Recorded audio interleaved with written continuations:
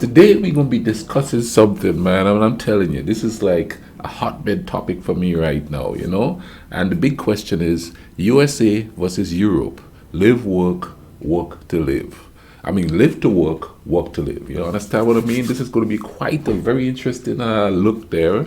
Uh, Hope you guys enjoy it and check out the differences. And I'm gonna put in my 2 cents and thing, because I work in America. You understand what I'm gonna say? Welcome to Mr. Giant Reacts a Ting and Ting and Ting. I'm Mr. Giant. Let's go ahead and YouTube and simmer and see what the brethren here has got to say about that whole situation. As an American working and living in Europe, I've actually never experienced a real summer vacation until coming to Europe. Right off the bat. You understand what I'm saying? Thing? It's like pulling teeth to get your vacation here in this place. You know what I mean? I ain't gonna name the company I work for and thing, but I'm gonna tell you, man. It's a mixture of not taking care of business on the employee level and the upper echelons of companies not taking care of employees. Like, for instance, you got to work and work and work, and then they give you what? Well, first of all, in America, a lot of companies are making all the jobs part time. So, to get vacation, you have to work and accumulate the vacation. So, you could never accumulate 40 hours worth of vacation time if you're working part time. You know what I mean? So then you barely get a week, and then, snap and you're back to work. Now, in my country, being from Grenada, you get a full 30 days vacation. We don't even call it vacation. We call it holiday, man. You go on holiday, you go relax, you go on the beach if you're not traveling somewhere, Enough time to do stuff, enough time to relax and unwind. Not here, boy. You know what I mean? Like, for instance, I live in West Virginia. If I want to take a vacation and say, I want to go to the beach, now, you work part time. So, flying there is pretty much not really an option unless you save and save and save and save, for one. And number two, driving there, let's say I want to go from here, I want to go to Florida. That's going to be like a day. So if you take the bus, that's going to take a couple of days because they're going to stop everywhere. But if you drive, it's going to take about a day because, unless you drive straight through, and that in itself is pretty much a day. So, you take a vacation, that's a day gone. Then you get there, you have to do all that stuff to get put in. You're going to spend all kind of money. And then you have to leave in time to come back to come to work. So going on vacation is not relaxing because it's a whole mess of things, you have to put up with. Let's get going here. It's not, in short, it is not enough time to unwind, to get to a place and go, and just relax. You know what I mean? It's just like, and you're back. I just had vacation a couple of weeks ago. I didn't go anywhere, but I blink and I'm back in work. It's summer, and all the Europeans seem to be out of office on holiday vacation. Everything pretty much comes to a stop. Every email seems to be out of office. And if you're a non-European working with Europeans, you know what I mean. Nobody seems to be in the office. And even during a pandemic summer, Europeans still seem to find a way to get out, to travel. Now, it's not only the fact that Americans get less vacation days per year compared to the average European, but it's really the mindset. The mindset between work and life. God, man, he's preaching to the choir. Well, I just returned from my European holiday, my European vacation, where I spent 2 months back home in California. I spent 1 month working from home and 1 month on vacation. And for the first time in a long time, I felt like I could actually recharge and enjoy my vacation. So I didn't right. feel the need to check my email, to think about work, to call someone. No one was calling me, no one emailed me, and I felt completely relaxed. And I feel recharged now to go back to work. And isn't that what a vacation should be? Yes. Where you go away, you enjoy, you relax, you spend time with family, And you friends, recharge. whoever, travel, and then you come back recharged. Isn't that what a vacation should be? Yeah. I tell you, man, I came home. And I did the thing I like. I love doing these videos, and so that's what I do because hey, I work part time. I ain't got time to truck off to the beach or do anything. I can't tell you. Well, I had a vacation like about 2 years ago, and I went with my friend to Virginia, and we went and we climbed a couple of mountains. That was so relaxing, but I was only gone for 3 days. I didn't even have time to relax and really enjoy it because we have to get so much done in that three day space of time that I had to use personal days to get it. I can't remember if it went so quick. I couldn't tell you if it was a week or if I had to use personal days to do it. I think it was a spur of the moment thing. At least one of the days just climbing that mountain and sitting on top of it and watching the view, that was really relaxing. But this past vacation I came home, you know what I mean, and it was relaxing to a certain degree. But then before I blink, I had to go back to work. And I'm telling you, man, work is way stressful. It's so stressful in there. Like yesterday, dude brought a dog into the store, and I work at a grocery store. Dog is yapping and yapping and yapping. So the manager telling me he had to leave. Dude got really mad. I've been coming in here for 6 months with this dog and nobody said anything, and it's a service dog. Well, service dogs don't bark, for one. And service dogs don't try to snap at people. I've seen that dog snap at somebody that walked by before. So he got all angry, all kind of explicitives. Then as he's leaving, he knocked a bunch of stuff off the table and tell the manager, who is female, you better pick that up, and he used the B word. And it's an everyday thing. It's just constant stress and stress. So we need more time to get away from that. But no, you know what I mean? And they have a way of doing it there too, is where they tell you, oh, by the beginning of the year, oh, you have to tell us when, you know what I mean, when you're going on vacation. Put it in now. So you can't really make plans for your vacation because hotels and stuff is not on your time because you have to book the hotel if you're going somewhere, and you got to figure out when the time is and stuff like that. And at the beginning of the year, when they come and they said, okay, that's the last thing you're thinking right after the Christmas holidays. So even to get the vacation is a chore. You know what I mean? And then you get on the vacation and you there's no relaxation. Because a week goes like this and you're back in there. You're back in the grind. I mean, the minute I walk in the place, boom. It was just stress. And I'm telling you, man, I'm the happiest dude on the planet. I'm happy as could be. But you know what I mean? It's getting to me, man. It's getting to me. I mean, I've gotten to the point where I just go to work and I come and I sit here. I don't even want to go out and deal with people. Because the constant stress in there, and the thanklessness of the job, you know what I mean? Like a manager said last week something that we just machines, which infers that we're not even human. We have no feelings. You know what I mean?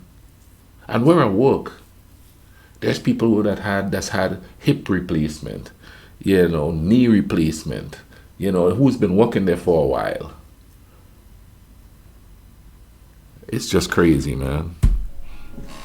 Let's keep going with Now this. let me compare and contrast that with the first vacation I ever took back in the US. This was back in 2011. I was working for a Big Four accounting firm, and I took a 2-week vacation. A 2-week vacation to a very remote village in China to see the rice paddies. And when I was checking the hotels and the reviews, I was looking for the Wi-Fi speed. I was looking for reviews to see if they had good Wi-Fi. And it was because I felt the need to bring my laptop with me to stay on top of things. And I took my laptop with me on this trip.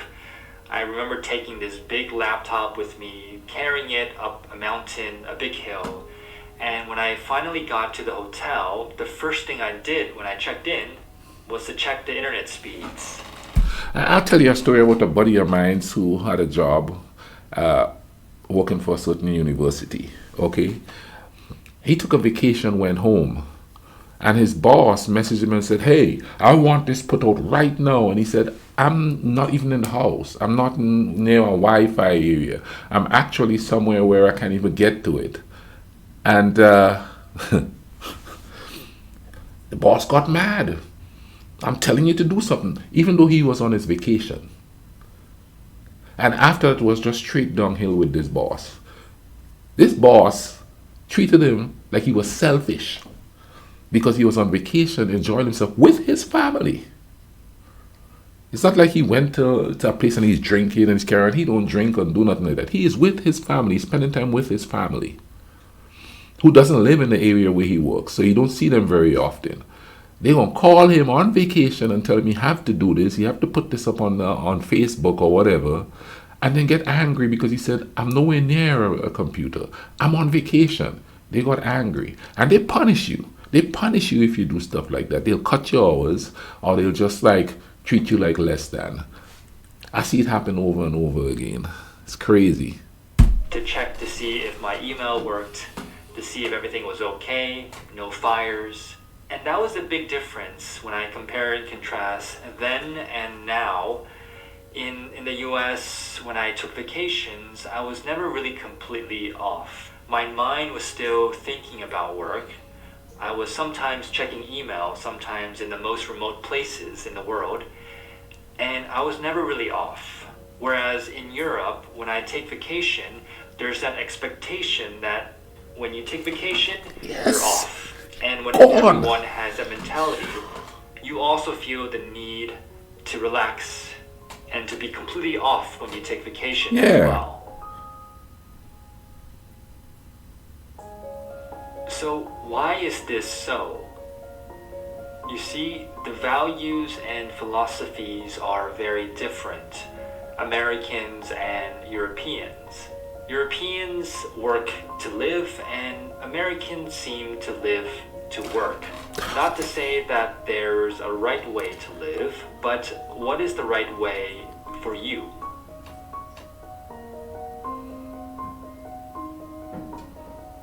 So I've been in Europe for about 3 years now, 2 years working, and I remember when I first started work, I was talking to a mutual friend who came from Chicago with her company, Deloitte Consulting, and she was surprised when she first started working here in Amsterdam. She was surprised because at 5 o'clock, nobody was in the office. It was empty on a summer day. See, I'm telling you, like back home, 8 to 4 is when most people work. If it's a holiday, it's a holiday, man. You know what I'm saying? They open on New Year's Day here. They open on New Year's Day. You understand? I remember when they didn't open on New Year's Day here, but greed took over, so they opened on New Year's Day. And the part that was really disturbing about it is, and they're only doing it because they know people are going to show up. And the people come in there and they show up and they go, "It's sad that you don't have to work, that you have to work today." And I'm like, "I have to work because you're showing up." If everybody would go, "No, people need to be with their family," then nobody, and don't show up, they wouldn't open because they're going to lose money. But they show up anyway because they figure, I'll be honest with you, if you're in the service industry, they think that you are their slave.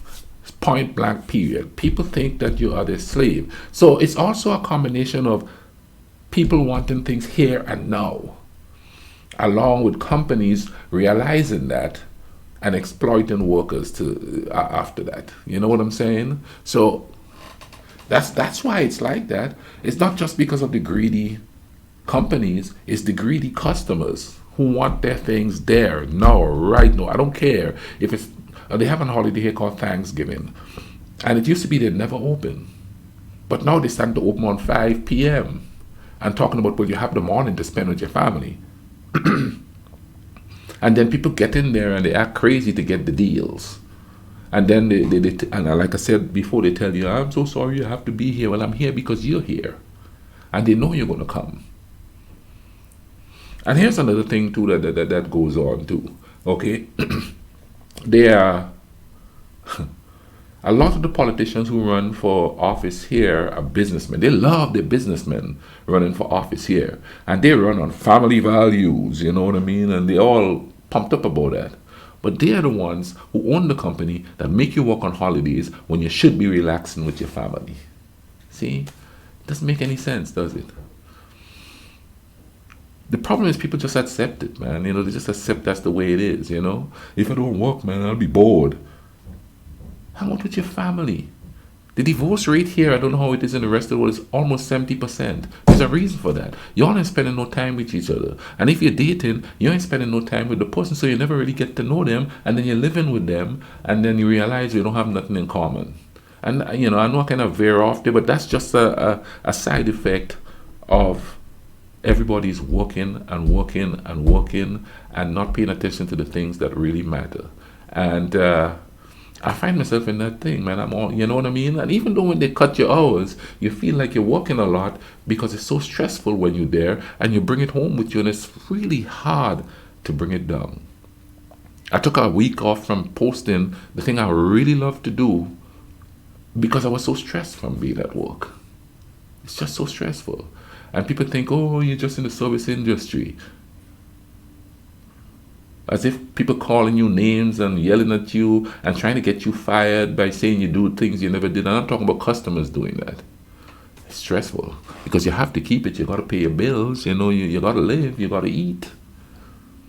It's like poor people stabbing poor people in the foot or whatever, or in the back. It's crazy, I'm telling you. So when you get your holiday and you can't spend time to relax and forget that you have to go back there because, I've known they call people on vacation and ask them to come in. And they came in. People working 12 days straight. 12 days straight. With not a day off. Nobody was in the office. And this was a big difference because in consulting, especially in consulting, back home in Chicago, she would work late nights up until 8, 9, 10 in the evenings, even during the summer. But when she came here, 5, 6 o'clock, office was empty. Yeah. And when I first started working, that's also what I realized as well. And to be honest, at the beginning, I made an assumption. I felt like people here weren't as ambitious as compared conscientious. to the US. But then slowly through time, I rethought my assumption because here I was with the mindset of an American that my life was focused on work. And when other people weren't as focused as I was, and they were focused on other parts of life, I assumed that they weren't ambitious. And that was wrong to assume because that's the difference between Americans and Europeans, that mindset that Americans seem to live to work, whereas Europeans seem to work to live. America has been called the no vacation nation, and the US is the only advanced nation in the world that does not guarantee its citizens paid vacation days. For example, the typical American with 1 year of employment gets around 10 days of vacation. Not even that much anymore. It's only until after year 5 that the typical American gets around 15 days of vacation. After 5, I got 10 days. Most Americans don't use up all their holiday vacation.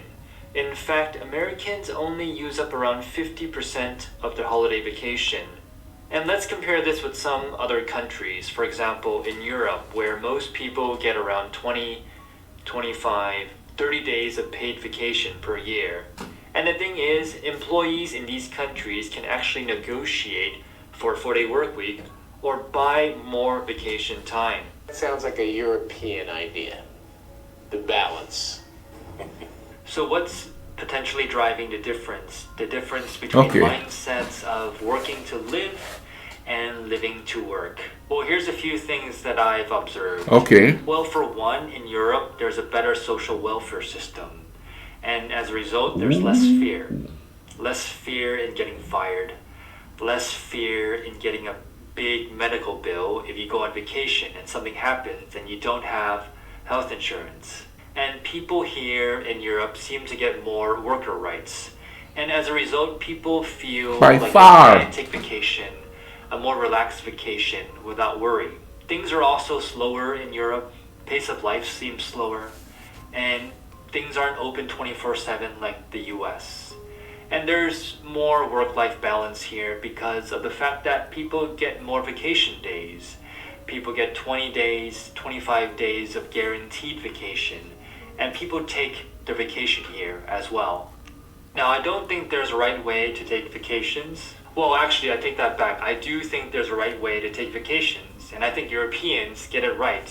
I think every person should be guaranteed at least 4 weeks of vacation days per year, and that you should take 100% of those vacation days.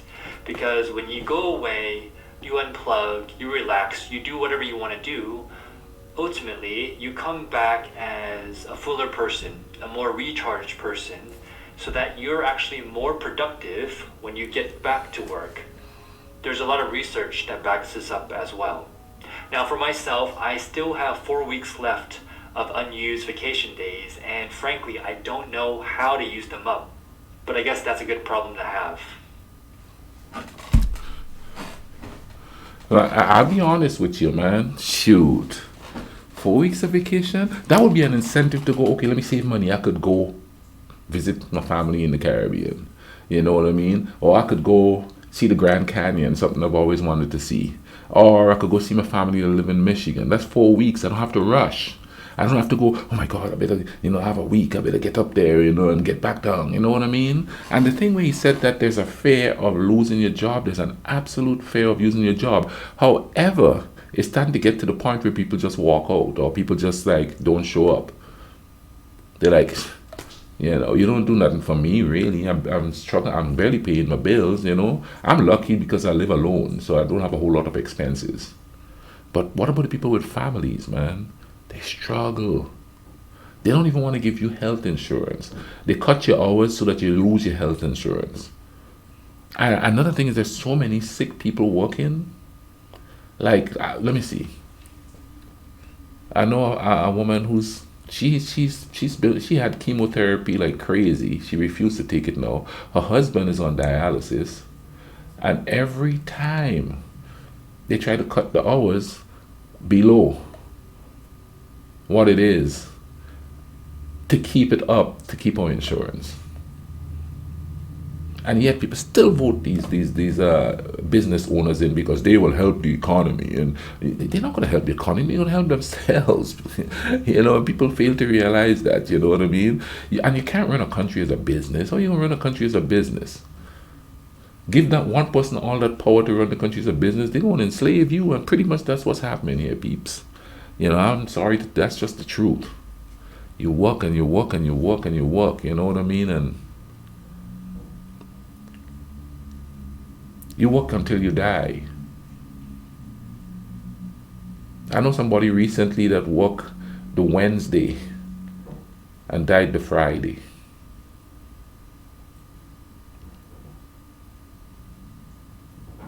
She worked the Wednesday and died the Friday.